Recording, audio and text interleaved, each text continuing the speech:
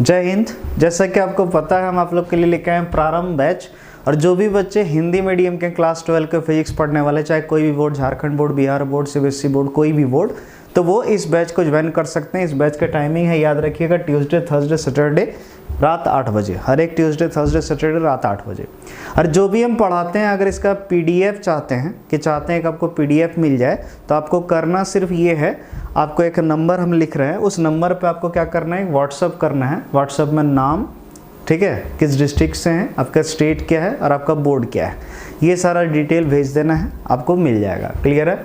वो नंबर है आपका 7479939206। याद रखिएगा, इस नंबर पे आप क्या कर सकते हैं, अपना नाम, डिस्ट्रिक्ट और स्टेट और आप किस बोर्ड से हैं वो बोर्ड का नाम लिख के ये डिटेल सारा भेज देना इस नंबर के व्हाट्सएप पर। आपको ग्रुप में जोड़ देंगे, व्हाट्सएप ग्रुप में, और इसका पीडीएफ आपको मिल जाएगा। क्लियर है? याद रखिएगा नंबर 7479939206। क्लियर है? तो चलिए बिना टाइम वेस्ट किए हुए आज हम लोग का जो है डे 10 है, 10वां दिन है आज। ठीक है, आज डे 10 है जिसको आज हम लोग क्लियर कर रहे हैं। तो आज का जो टॉपिक है काफ़ी इंपॉर्टेंट है, क्योंकि आज हम लोग पढ़ने जा रहे हैं कूलाम का नियम। किसका नियम? कूलाम का नियम, यानी कूलाम्स लॉ। बहुत ही आसान है, ध्यान से देखना है। जैसे आपको पता ही होगा कि अगर कोई दो आवेश है, कितना आवेश? दो, एक धनावेश है, दूसरा ऋणावेश है, तो वो एक दूसरे को आकर्षित करता है। अगर दोनों धनावेश रहे तो विकर्षित होता है, ठीक है, दोनों ऋणावेशित रहे तो विकर्षित करता है। यानी दो आवेश के बीच क्या लगता है? बल लगता है। लेकिन कितना बल लगता है अगर ये जानना है तो इसके लिए हमको क्या जानना होगा? कूलाम का नियम। किसका नियम? कूलाम का नियम। अगर आपसे पूछ दे कि दो बिंदु आवेशों के बीच लगने वाला बल किस नियम से दी जाती है, तो क्या बोलना है? कूलाम के नियम से। क्लियर है? याद रखिए, कूलाम का नियम ही वो नियम है जिसके सहायता से हम लोग दो बिंदु आवेशों के बीच लगने वाला बल निकाल सकते हैं। क्लियर है? तो ध्यान से देखना है। तो चलिए हम लोग कूलाम का नियम समझते हैं क्या कहता है। तो मान लिए एक आवेश है Q1 और एक आवेश है Q2 और उसके बीच दूरी R है। अब इसके बीच लगने वाला हमको क्या देखना? बल देखना है। तो कूलाम का कहना था कि किन्हीं दो आवेशों के बीच लगने वाली जो बल होती है, या बल यानी F, वो समानुपाती होती है दोनों आवेश का परिमाण जो है, जैसे इस आवेश का परिमाण Q1 है, इसका Q2 है, दोनों के आवेश के परिमाण के गुणनफल के, यानी Q1 इंटू Q2 के। इसको समीकरण 1 मान लिए। तथा कहना था कि इन दोनों आवेशों के बीच जो लगने वाली बल है, फोर्स, वो व्युत्क्रमानुपाती होती है इनके बीच जो दूरी है उसके वर्ग का, दूरी के वर्ग का, यानी r² के। क्लियर है? ये समीकरण 2। तो ये जो हम लिखे दोनों समीकरण, यही है आपका कूलाम का नियम। क्लियर है? इसी को स्टेटमेंट में बस कर देना है, इसी को भाषा में बदल देना, हो जाएगा कूलाम का नियम। क्या क्या है ध्यान समझिए। किन्हीं दो आवेशों के मध्य लगने वाली बल उन दोनों आवेश के परिमाण के गुणनफल के समानुपाती होती है, जबकि उनके मध्य जो दूरी है उसके वर्ग के व्युत्क्रमानुपाती होती है। क्लियर है? सिंपल सा। इसका मतलब ये हुआ, समानुपाती का चिन्ह ये बताता है कि दोनों आवेश का परिमाण का गुणनफल का अगर मान बढ़ेगा तो बल भी बढ़ेगा। क्लियर है? और इसका मान घटेगा तो ये भी घटेगा। और व्युत्क्रमानुपाती का चिन्ह बताता है कि अगर दूरी बढ़ाओगे तो बल घटेगा और दूरी घटाओगे तो बल बढ़ेगा। समानुपाती मतलब समान अनुपात में, अगर बढ़ेगा तो ये भी बढ़ेगा और ये घटेगा तो ये भी घटेगा। और व्युत्क्रमानुपाती मतलब उल्टा संबंध। ठीक है? यानी दूरी बढ़ाओगे तो बल घटेगा और दूरी घटाओगे तो बल बढ़ेगा। क्लियर है? ये कहना था किसका? कूलाम का। चलो एक बार पढ़ के देख लेते हैं।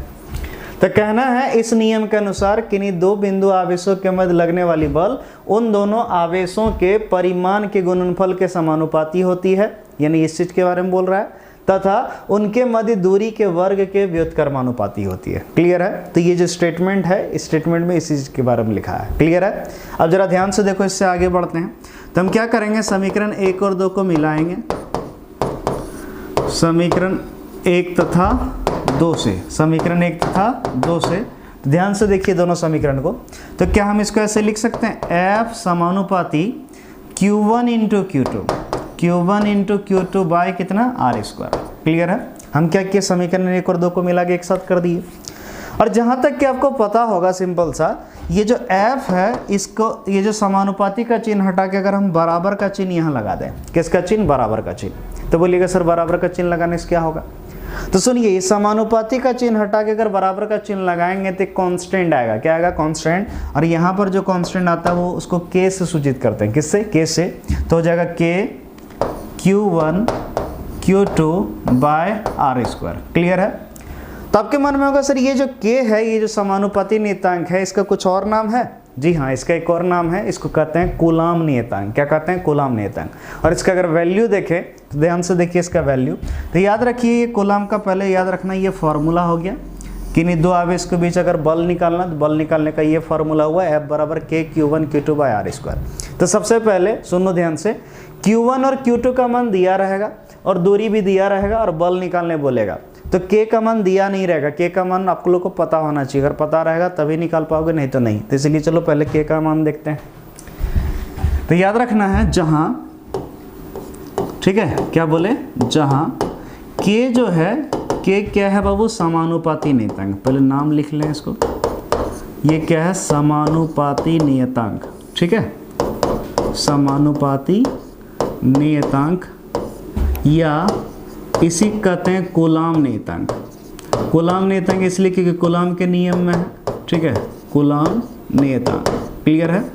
और इसका वैल्यू जब निकालोगे तो इसका वैल्यू देखा गया है 1/4πε0 होता है। ठीक है, कितना? K = 1/4πε0, इसको कहते हैं ε0। और इसका वैल्यू जब कैलकुलेट किया गया तो आया 9 × 10⁹ और यूनिट था इसका न्यूटन मीटर स्क्वायर पर कूलम स्क्वायर। क्लियर है? न्यूटन मीटर स्क्वायर पर कूलम स्क्वायर। अब बहुत बच्चा बोलेगा सर ये तो ठीक है, K बराबर इतना, इसका यूनिट भी ये। ठीक है, लेकिन सर थोड़ा सा एक बात बताइए, 1 तो जान रहे हैं, 4 भी जान रहे हैं, पाई भी जानते रहे हैं, सर ε0 क्या होता है? तो चलिए उसके बारे में बता देते हैं। वैसे हम इसके बारे में डिटेल और पढ़ेंगे आगे, लेकिन थोड़ा सा लिख देते हैं। ε0 जो है इसको कहते हैं निरपेक्ष विद्युतशीलता। याद रखिएगा, ये क्या है? निरपेक्ष विद्युतशीलता। विद्युतशीलता, या इसी को हम कहते हैं निर्वात की विद्युतशीलता। क्या? निर्वात, निर्वात में जहां कुछ भी नहीं हो, या इसी को मुक्त आकाश की विद्युतशीलता भी कहते हैं। याद रखिए, निरपेक्ष विद्युतशीलता बोलो, निर्वात की विद्युतशीलता बोलो, या मुक्त आकाश की विद्युतशीलता सेम है। और इसका वैल्यू अगर देखा जाए तो ε0 का वैल्यू होता है 8.85 × 10⁻⁻12। 8.85 × 10⁻⁻12, और यूनिट जो है इसका जस्ट उल्टा हो जाएगा। क्यों? 1/4πε0 का यूनिट इतना है, तो इसका यूनिट इसको इधर ले जाएंगे, इसको इधर ले जाएंगे, जस्ट पलट जाएगा। ठीक है, तो इसका यूनिट हो जाएगा पर न्यूटन पर metre square coulomb square. Clear है? ये लिख सकते हैं, या फिर कूलम स्क्वायर प्लस है तो इसको आगे भी लिख सकते हैं, कूलम स्क्वायर पर न्यूटन पर मीटर स्क्वायर। क्लियर है? तो इसीलिए अगर हम देखें फोर्स इक्वल टू क्या? फोर्स। अब जरा ध्यान से देखो, फोर्स इक्वल टू क्या है? K Q1 Q2 by R square. K Q1 Q2 by R square. तो K का वैल्यू हमको पता चल गया कितना? 1/4πε0, इसलिए हम इस जगह ये रख सकते हैं। तो इसलिए F का वैल्यू ऐसा भी लिखा जा सकता है 1/4πε0 Q1 Q2 by R square. Clear है? Q1 Q2 by R square.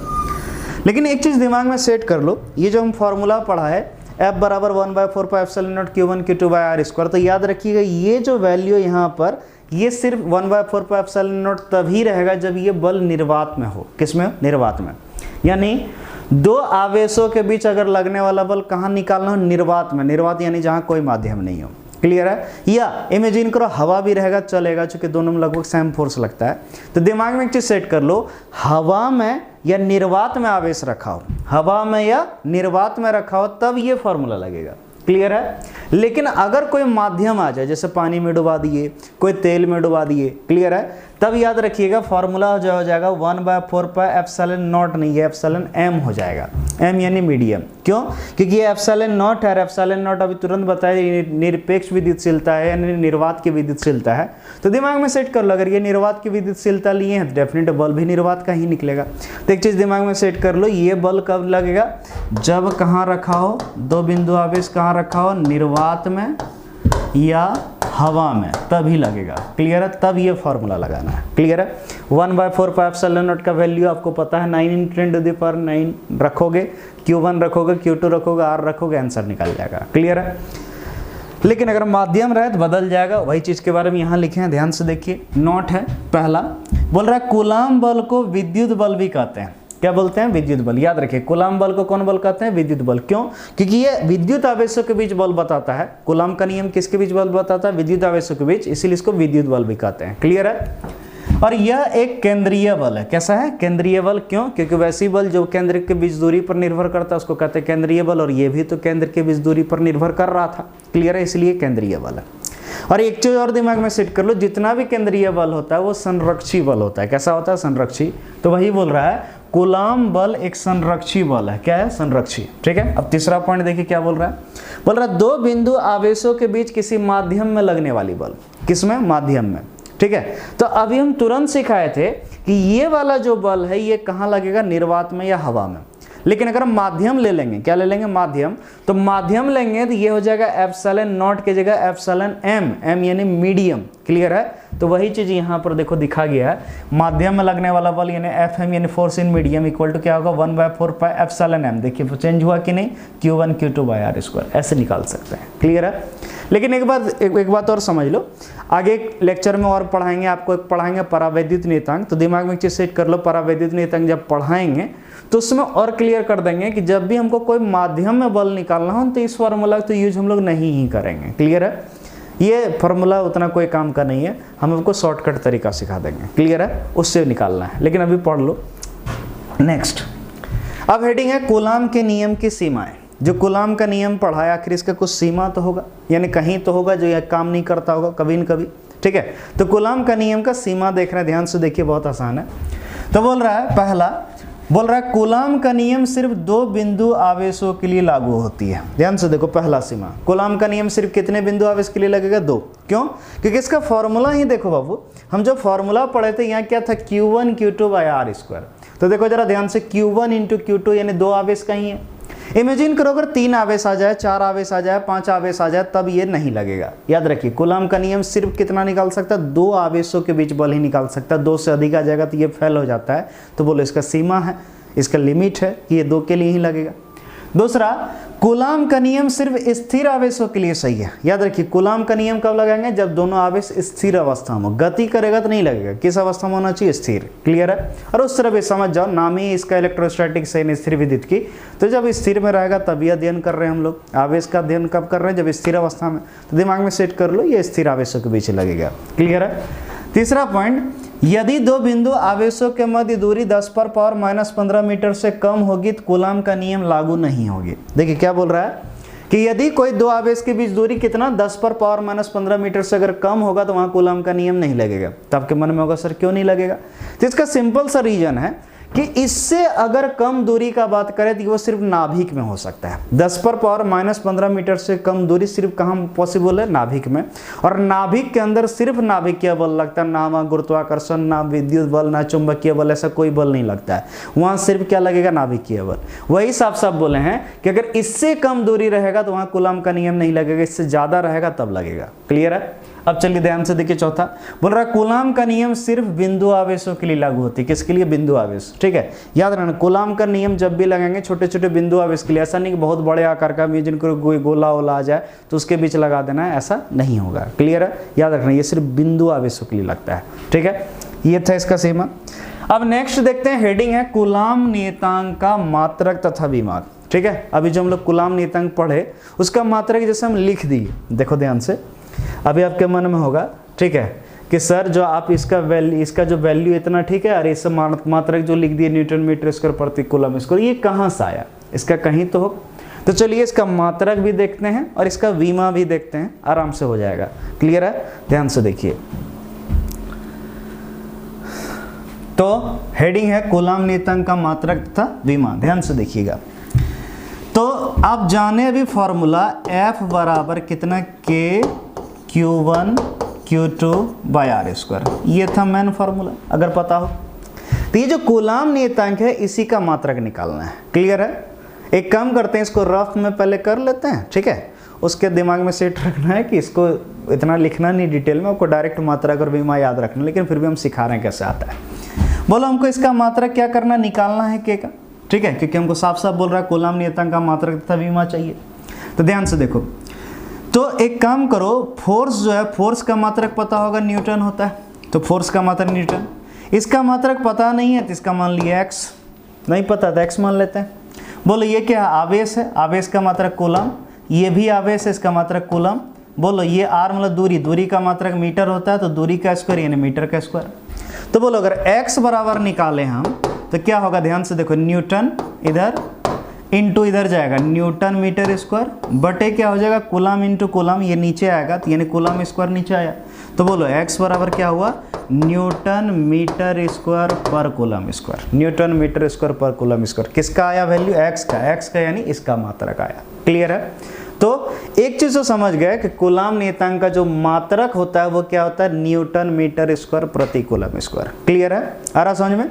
एक और देख लेते हैं, चाहो तो इसको और तोड़ सकते हो, ठीक है। देखो कैसे, सीखे होंगे आप लोग कि न्यूटन का एक्चुअल फॉर्म है केजी मीटर पर सेकेंड स्क्वायर। याद रखना, केजी मीटर पर सेकेंड स्क्वायर को ही न्यूटन कहते हैं, तो न्यूटन को तोड़ दिए, इनटू क्या, बोलो मीटर स्क्वायर, ये वाला लिए, इनटू क्या, बोलो कूलम। याद करो कूलम का जो एक्चुअल फॉर्म था, ओरिजिनल फॉर्म था, कूलम को बोले थे एम्पियर सेकेंड, क्या, एम्पियर सेकेंड। लेकिन कूलम पर पावर -2 है तो हम बोल सकते हैं एम्पियर पर पावर -2 और सेकेंड पर भी पावर -2।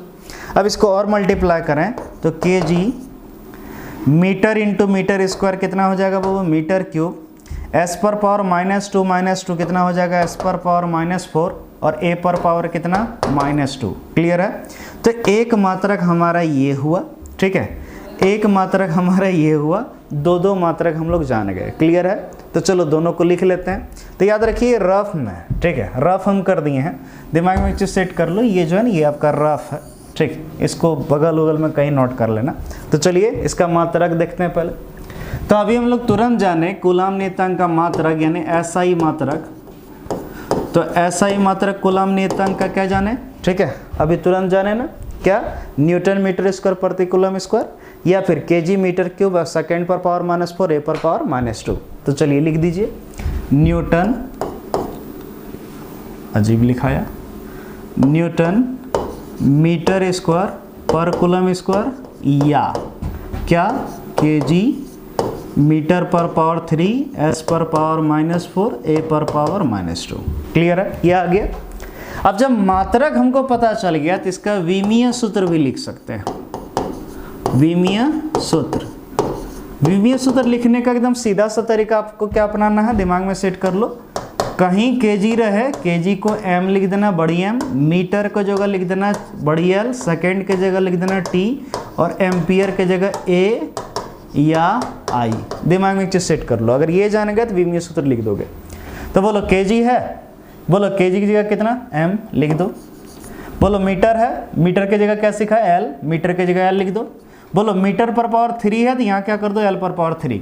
बोलो सेकेंड है, सेकेंड की जगह क्या, टी, तो सेकेंड की जगह टी लिख दिए। पावर कितना, -4, तो लगा दो -4। बोलो ए की जगह ए लिख सकते हो या आई। जनरली हमको ए लिखने का आदत है इसलिए ए लिखें, आपको मन करे तो आई भी लिख सकते हो। तो ए पर पावर कितना, -2। और जब भी विमीय सूत्र लिखो एक बड़ी ब्रैकेट में घेर दो, ये निकल गया विमीय सूत्र। तो बोलो हम लोग क्या जानने वाले थे, कूलम नियतांक का मात्रक तथा विमा। तो देखिए हम लोग मात्रक भी जान गए और विमा भी जान गए। क्लियर है। और एक और चीज़ यहाँ देखिए नोट दे के लिखे हैं, ध्यान से देखना है। बोल रहा CGS पद्धति में कूलम नियतांक का मान 1 होती है। कितना, 1। याद रखना, अभी हम तुरंत पढ़ाए थे कूलम नियतांक का मान 9 × 10⁻9, लेकिन वो SI पद्धति में था। अगर CGS पद्धति में निकालना हो तो CGS पद्धति में याद रखिए कूलम नियतांक का मान कितना होता है, 1। ऑब्जेक्टिव में पूछ देते, कभी जल्दी पूछता नहीं लेकिन फिर भी बता दिए। तो याद रखना K बराबर 1/4πε0 इक्वल टू 1, क्या, 1। और CGS पद्धति में तो सबको CGS में लिखो। बोलो न्यूटन बल का SI मात्रक, और CGS मात्रक क्या होता है, डायन। तो न्यूटन को डायन में बदलो, मीटर को सेंटीमीटर में और कूलम को स्ट्रेट कूलम में लिख दो। डायन मीटर के जगह सेंटीमीटर स्क्वायर और कूलम के जगह स्ट्रेट कूलम लिख के पर पावर -2। क्लियर है। तो इसका मात्रक भी हो गया, ये इसका मान हो गया। क्लियर है। तो आज के लिए इतना ही रहने देते हैं, अगला दिन फिर मिलते हैं नेक्स्ट डे, ठीक है। और जो भी बच्चे चाहते हैं PDF, तो हम शुरू में ही बता दिए नंबर, किस नंबर पे आपको व्हाट्सअप करना है। व्हाट्सअप में जो डिटेल बोले उसको लिख के भेज दीजिएगा, आपको PDF इसका मिल जाएगा। ठीक है, थैंक यू।